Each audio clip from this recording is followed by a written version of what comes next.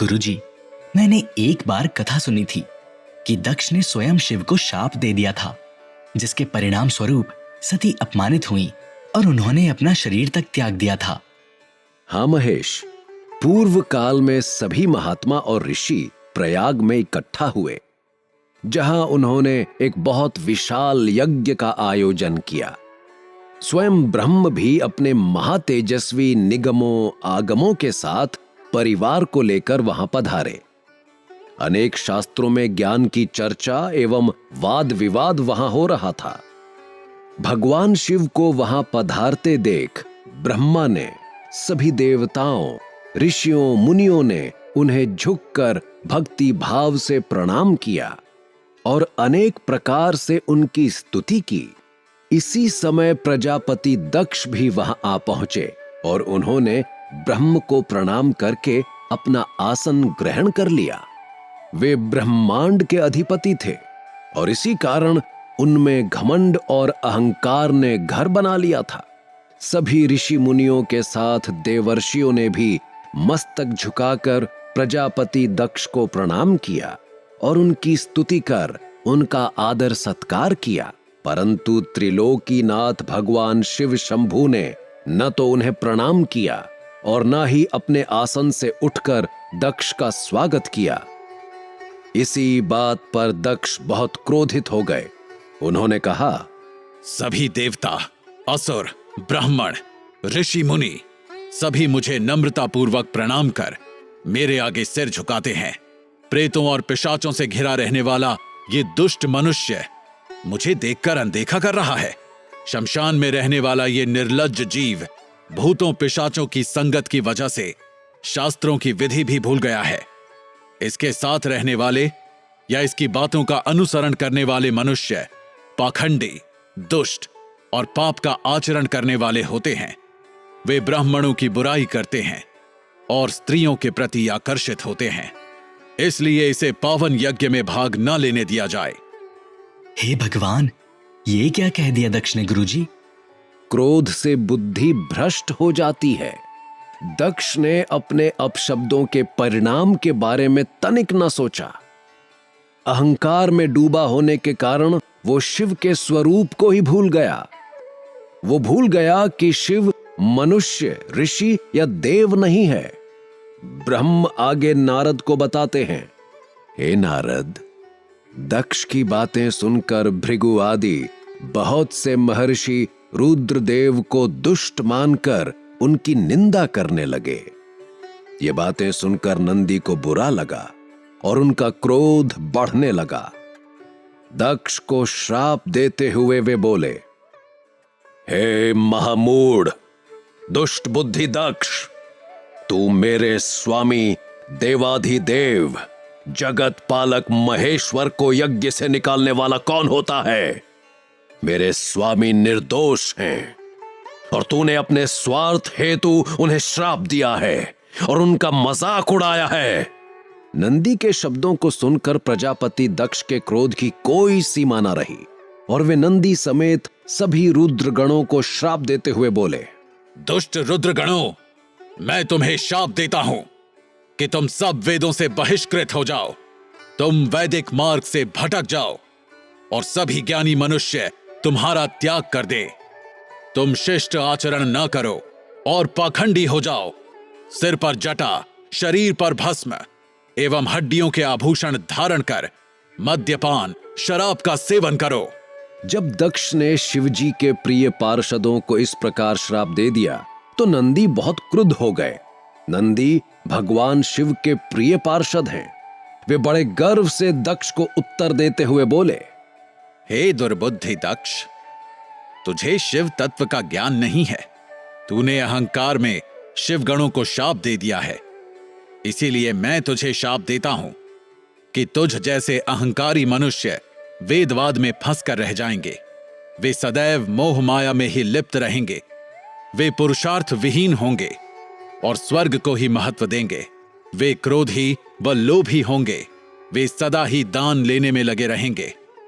हे दक्ष, जो भी भगवान शिव का अनादर करेगा वो हमेशा के लिए भ्रष्ट हो जाएगा। वो पशु के समान हो जाएगा। और तुम जो कि कर्मों से भ्रष्ट हो चुके हो, तुम्हारा अस्तित्व शून्य के समान हो जाएगा। गुरुजी, इतना अपमान क्या शिव सुनते रहे? क्या उन्हें क्रोध नहीं आया?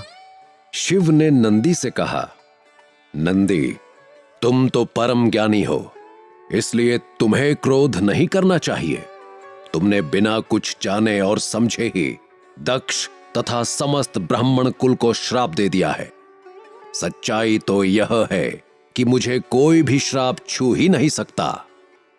नंदी, तुम तो सिद्धों को भी तत्व ज्ञान का उपदेश देने वाले हो। तुम तो जानते हो कि मैं ही यज्ञ हूं, मैं ही यज्ञ कर्म हूं, यज्ञ की आत्मा मैं हूं, यज्ञ परायण यजमान भी मैं हूं। फिर मैं कैसे यज्ञ से बहिष्कृत हो सकता हूं? तुमने व्यर्थ ही ब्राह्मणों को श्राप दे दिया है। ब्रह्म ने नारद से कहा कि जब भगवान शिव ने नंदी को समझाया तो उनका क्रोध शांत हो गया। तब शिवजी अपने अन्य गणों व पार्षदों के साथ अपने निवास स्थान कैलाश पर्वत पर चले गए। क्रोध से भरे दक्ष भी ब्राह्मणों के साथ अपने स्थान पर चले गए, परंतु उनके मन में महादेव जी के लिए क्रोध एवं ईर्ष्या का भाव वैसा ही रहा। उन्होंने शिवजी के प्रति श्रद्धा को त्याग दिया और उनकी निंदा करने लगे। दिन प्रतिदिन उनकी ईर्ष्या बढ़ती जा रही थी।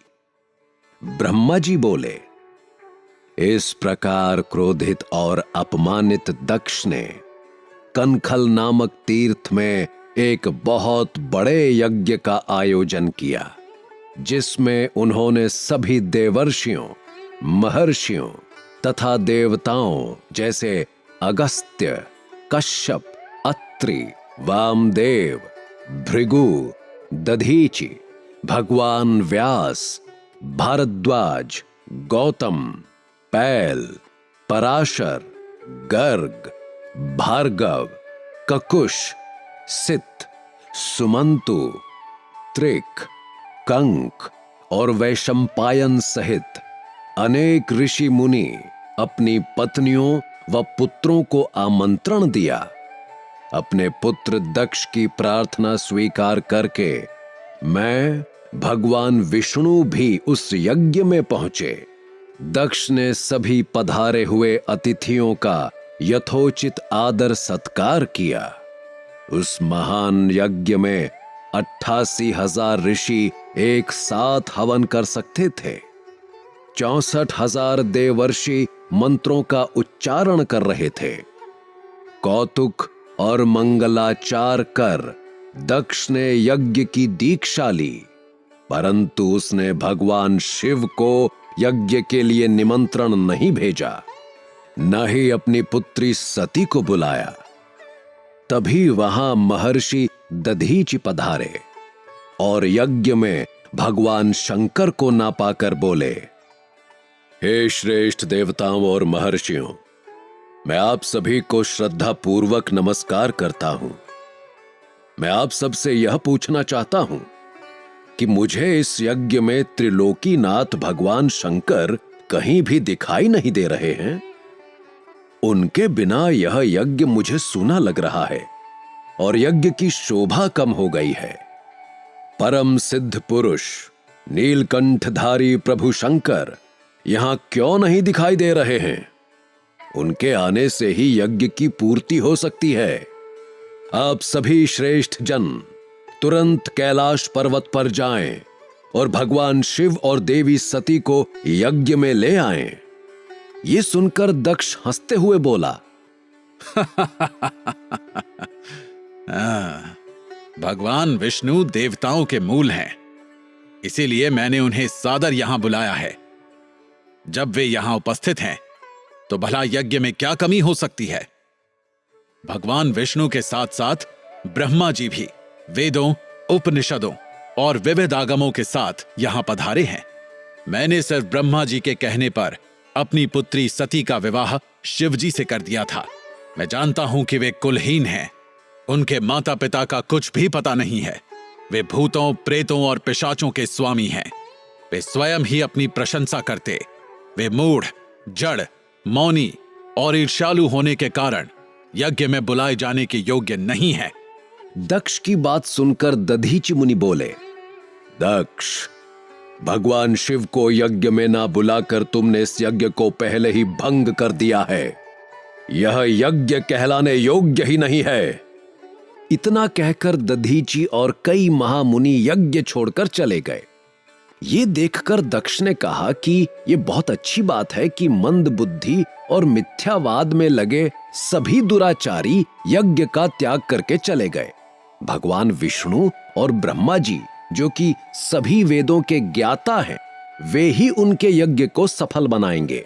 इस पर ब्रह्मा जी बोले कि दक्ष की ये बातें सुनकर वे सभी शिव माया से मोहित हो गए। इस प्रकार यज्ञ पुनः आरंभ हो गया।